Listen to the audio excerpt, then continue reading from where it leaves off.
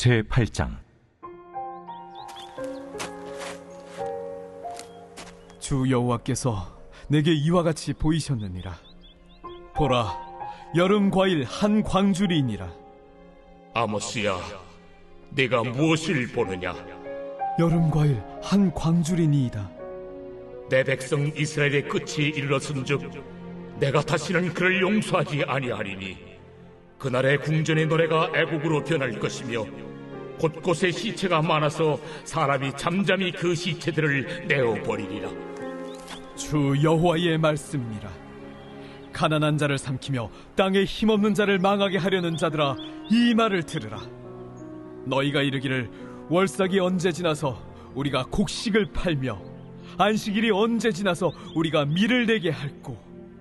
에바를 작게 하고 세계를 크게 하여 거짓 저울로 속이며 은으로 힘없는 자를 사며 신 한 켤레로 가난한 자를 사며 찌꺼기 밀을 팔자 하는도다.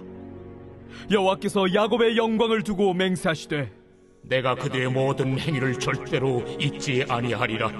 이로 말미암아 땅이 떨지 않겠으며 그 가운데 모든 주민이 애통하지 않겠느냐. 온 땅이 강에 넘침같이 솟아오르며 애국강같이 뛰놀다가 낮아지리라. 주 여호와의 말씀이니라.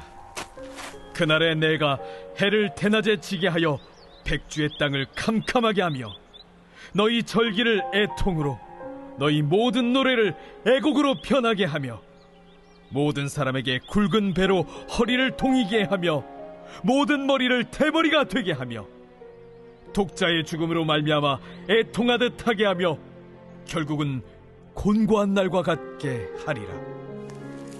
주 여호와의 말씀이니라. 보라, 날이 이를지라 내가 기근을 땅에 보내리니 양식이 없어 주림이 아니며 물이 없어 갈함이 아니요 여호와의 말씀을 듣지 못한 기갈이라. 사람이 이 바다에서 저 바다까지 북쪽에서 동쪽까지 비틀거리며 여호와의 말씀을 구하려고 돌아다녀도 얻지 못하리니 그날에 아름다운 처녀와 젊은 남자가 다 갈아여 쓰러지리라. 사마리아에 제된 우상을 두고 맹세하여 이르기를 다나 내 신들이 살아있음을 두고 맹세하노라 하거나 부엘세바가 위하는 것이 살아있음을 두고 맹세하노라 하는 사람은 엎드려지고 다시 일어나지 못하리라.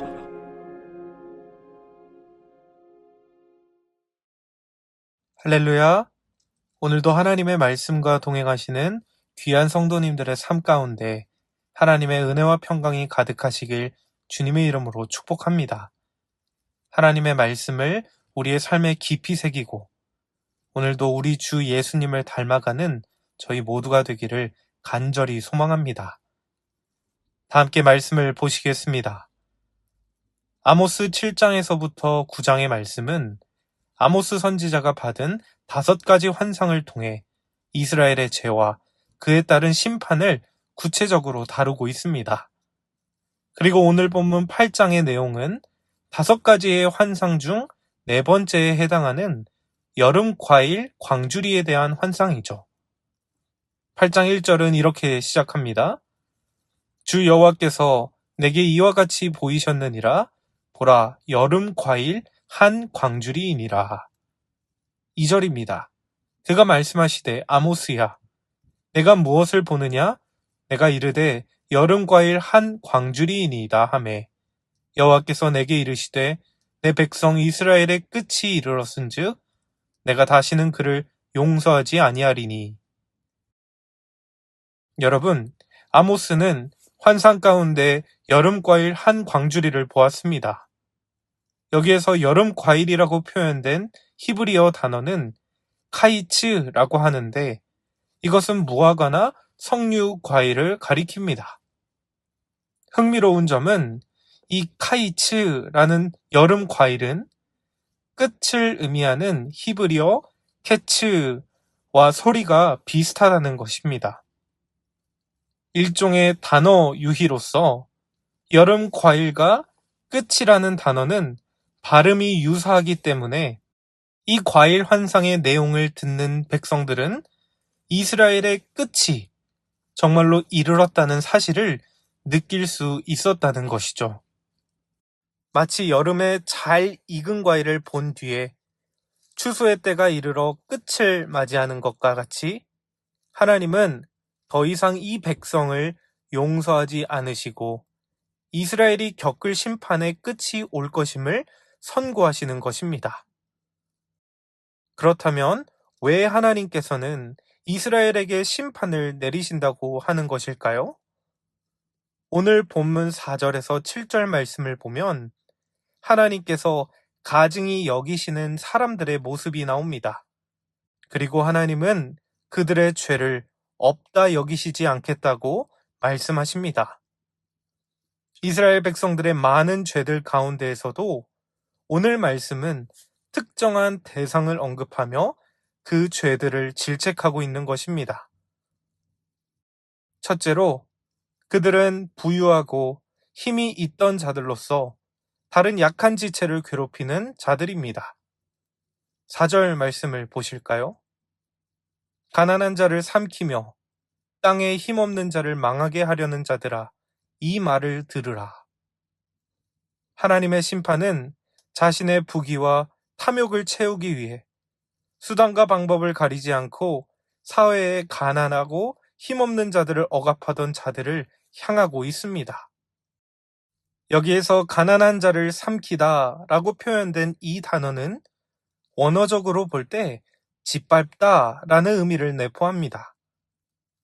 이스라엘 사회에서 자신의 부귀를 축적하기 위해 다른 가난한 자들을 짓밟고 힘없는 약자들을 착취하며 무자비하게 행했던 부자들을 향해 하나님은 너희가 심판의 대상이다 라고 말씀하시는 것입니다. 특히 하나님은 땅에 힘없는 자들을 망하게 하는 것은 죄라는 것을 분명하게 말씀하시며 이스라엘 땅의 번영은 공동체적인 책임이 있다는 것을 보여주시죠. 이것은 나만 잘 먹고 잘 사는 것이 끝이 아니라는 것입니다. 이 땅에 속한 모든 자들이 번영을 누리도록 공동체적인 책무를 가지고 서로 섬겨야 할 것인데 오히려 다른 이들을 착취하고 넘어뜨리는 이런 모습은 결코 하나님이 좌시하지 않으십니다.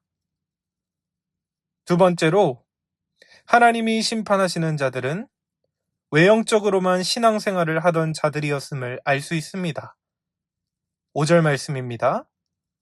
너희가 이르기를 월삭이 언제 지나서 우리가 곡식을 팔며 안식일이 언제 지나서 우리가 밀을 내게 할꼬 에바를 작게 하고 세계를 크게 하여 거짓 저울로 속이며. 여러분, 그들은 악한 사업을 통해 자신의 부를 축적하고 부정행위를 일삼았습니다. 부피를 측정하는 단위 에바, 이 에바의 바구니를 작게 만들어 상품을 팔아 부당한 이익을 남기자고 말하는 자들입니다. 그리고 무게를 측정하는 단위 세겔도 마찬가지로 무게를 더 많이 측정하여 상대방을 속이자고 말했죠. 또 거짓 저울을 사용하는데 아무런 거리낌이 없고 그들의 도덕적인 양심은 화인을 맞아 정직함을 잃어버린 자들입니다. 그런데 이런 악한 자들의 또 하나의 중요한 특징이 있습니다. 그것은 바로 월삭과 안식일이 지나기를 기다렸다가 그들이 장사하며 남들을 속였다는 것입니다. 월삭일은 한 달의 시작으로 이스라엘의 종교적인 축제일이죠. 모세의 율법에 따르면 이 월삭일엔 번제와 소제, 속죄제를 드리는 거룩한 날입니다. 또 안식일은 무엇입니까? 모든 상거래가 금지되고 하나님을 기억하며 드리는 거룩한 날. 안식일 절기도 그들은 잊지 않고 지켰다라고 성경은 말합니다. 월삭과 안식일, 종교적인 제사일은 준수하고 그날에 부과된 종교적 의무는 다하지만 그들의 진짜 삶의 자리에서는 부정직하고 부당하며 불법을 저지르는 자들이 바로 오늘 하나님의 심판의 대상이다 라고 성경은 말하죠. 오늘날로 따지면 주일날 예배당에 나아가 예배는 꼬박꼬박 출석하지만 또 종교적 의무와 열심은 외형적으로 아무 문제가 없어 보이지만 실제 삶에서는 하나님을 떠나 자기 자신을 섬기는 그런 신앙인의 모습이 아니겠습니까? 일주일 중에 주일만은 하나님을 섬기지만 나머지 6일은 돈을 섬기고 쾌락을 따르며 하나님의 법은 다 잊어버린 채 나 자신이 우상이 되어버린 모습을 하나님은 가증히 여기시며 심판하신다고 말씀하십니다. 7절 말씀입니다. 여호와께서 야곱의 영광을 두고 맹세하시되 내가 그들의 모든 행위를 절대로 잊지 아니하리라 하셨나니. 이어지는 8절에서 14절은 심판의 비극에 대해 전하며 이스라엘의 죄의 비참함이 얼마나 큰가를 우리에게 잘 보여주고 있습니다. 하나님이 선고하신 심판의 모습 가운데 오늘 한 가지만 함께 살펴보기 원하는데요. 11절과 12절을 함께 보시겠습니다. 주 여호와의 말씀이니라. 보라, 날이 이를지라 내가 기근을 땅에 보내리니 양식이 없어 주림이 아니며 물이 없어 가람이 아니요 여호와의 말씀을 듣지 못한 기갈이라. 사람이 이 바다에서 저 바다까지 북쪽에서 동쪽까지 비틀거리며 여호와의 말씀을 구하려고 돌아다녀도 얻지 못하리니. 여러분, 죄악된 이스라엘 백성을 향해 하나님은 전쟁이나 천재지변의 심판을 선고하셨습니다. 그리고 이에 더하여 하나님은 자신의 백성 이스라엘을 영적인 굶주림에서 방치되도록 하시는 것도 심판의 모습 중 하나라는 것이죠. 타성에 젖어 죄에서 헤어나오지 못하고 있는 백성들, 그리고 선지자들을 통해 선포되는 회개와 구원의 메시지를 등한시하고 하나님을 찾지 않았던 백성들에게는 이제 앞으로 해결할 수 없는 영적인 목마름이 계속될 것이라는 말입니다. 뒤늦게 하나님께로 돌이켜 하나님의 자비를 구하고 하나님의 뜻을 찾고자 하는 이 백성들에게 하나님은 이미 그들이 구원의 기회를 놓쳐버렸다고 말씀하십니다. 하나님의 말씀을 찾고 구하지만 그 말씀을 듣지 못하는 영적인 기갈 상태에 내버려 두시는 것. 여러분, 이것이 얼마나 무서운 심판입니까? 아무리 회개하고자 하나 너무나도 우리를 얽매고 있는 강한 죄의 관성에 빠져 그 죄의 영향력에서 벗어나오지 못하는 것. 계속해서 똑같은 죄를 되풀이할 수밖에 없습니다. 그리고 그런 인생에게 하나님은 이미 구원의 때가 지나갔다고 선고하십니다. 귀한 성도님 여러분, 하나님께 죄를 회개하고 돌이킬 수 있을 때가 진정한 복이라는 사실을 우리는 잊지 않아야겠습니다. 말씀을 듣고 말씀으로부터 영적인 생명을 얻어 다시금 영혼의 양식을 얻는 것이야말로 참된 복인 줄로 믿습니다. 그렇기에 오늘도 이 말씀 앞에서 다시금 우리의 삶의 모습을 함께 점검하기 원합니다. 과연 나는 가난하고 궁핍한 자들을 외면하고 하나님 백성으로서의 공동체적 책무를 잊고 살지는 않았는지, 또 외형적인 신앙인의 모습으로 진정 하나님의 뜻과는 무관하게 살고 있지는 않았는지, 다시금 말씀 앞에 우리를 회복시켜 주실 하나님의 은혜를 구하며 함께 기도의 자리로 나아가기를 원합니다.